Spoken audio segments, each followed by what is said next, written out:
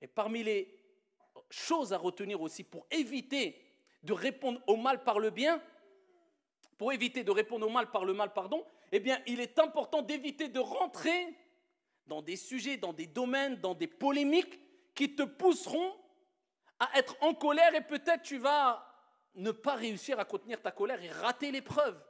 C'est pour cela qu'une recommandation que nous a donnée le prophète alayhi salatu wassalam, qui doit être prise en considération de jour comme de nuit par toutes et tous, c'est le hadith rapporté par Abu Daoud, bisanadin sahih, où le prophète sallallahu alayhi wa sallam nous dit, et c'est comme si il nous rappelait, mieux vaut prévenir que guérir.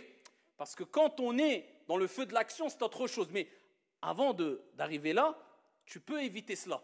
Les conflits, les querelles, les disputes. Il dit celui qui délaisse la polémique. Celui qui délaisse la polémique. Toute forme de polémique stérile. Quelqu'un te dit c'est blanc.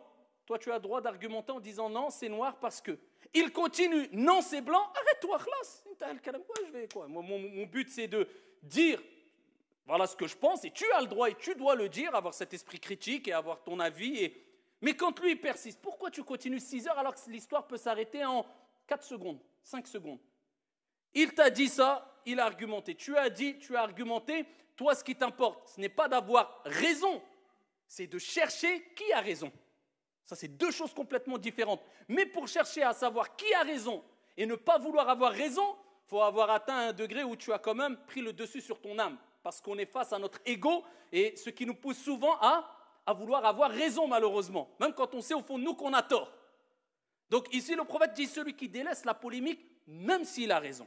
Pour nous motiver et nous récompenser à travers notre effort. Même si tu as raison. Il dit je lui promets, je lui garantis une maison à la périphérie du paradis. Même si tu as raison, tu délaisses pour satisfaire ton Seigneur tabaraka wa ta'ala. Et il dit, dans le même hadith, continuons le hadith, il dit, et celui qui délaisse le mensonge, même pour rire, je lui promets une demeure au milieu du paradis.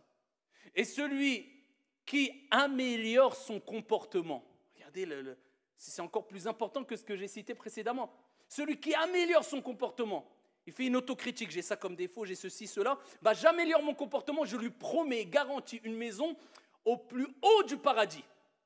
Al-Firdaus, le degré le plus haut du paradis.